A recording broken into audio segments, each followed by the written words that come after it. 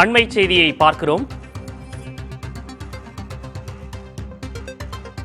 சீதா அக்பர் சிங்கங்களின் பெயரை மாற்ற உத்தரவு பிறப்பிக்கப்பட்டிருக்கிறது. சிலிகுரி உயிரியல் பூங்காவில் சீதா அக்பர் சிங்கங்களின் பெயரை மாற்ற கொல்கத்தா உயர்நீதிமன்றம் உத்தரவு பிறப்பித்திருக்கிறது. அண்மை செய்தியாக பார்க்கிறோம். சிங்கங்களுக்கு சீதா அக்பர் என பெயரிடப்பட்டுள்ளதால் மனம் புண்படுவதாக இருப்பதாக வழக்கு தொடரப்பட்டிருந்தது. விஸ்வ இந்து பரிஷத் அமைப்பு தொடர்ந்த இந்த வழக்கில் சிங்கங்களின் பெயரை மாற்ற நீதிமன்றம் உத்தரவு பிறப்பித்திருக்கிறது.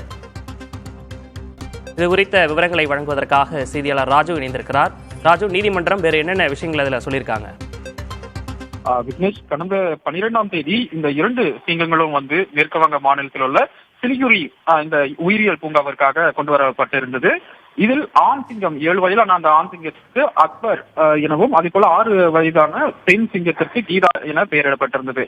இதற்கிடையே தான் இந்த பெயர் ஆனது சர்ச்சைக்குள் ஆனது. அதாவது இந்த பெயர்கள் இந்துக்களின் மனதை புண்படுத்துவதாக இருப்பதாகவும், அதே போல கடவுள் நம்பிக்கை உள்ளவர்களை அவமதிப்பதாக இருப்பதாகவும் கூறி விஸ்வ இந்து பரிஷத் அமைப்பு கொல்கத்தா உயர்நீதிமன்றத்தில் இந்த வழக்கை தொடர்ந்தாங்க.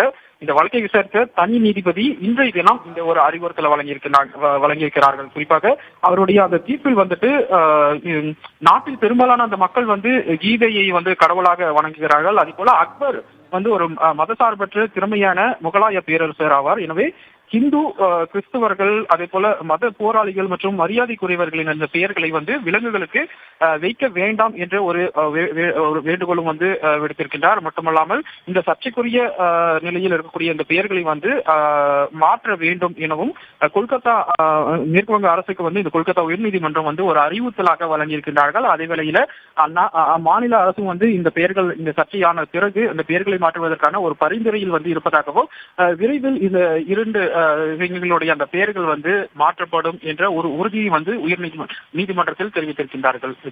விவரங்களுக்கு நன்றி ராஜு.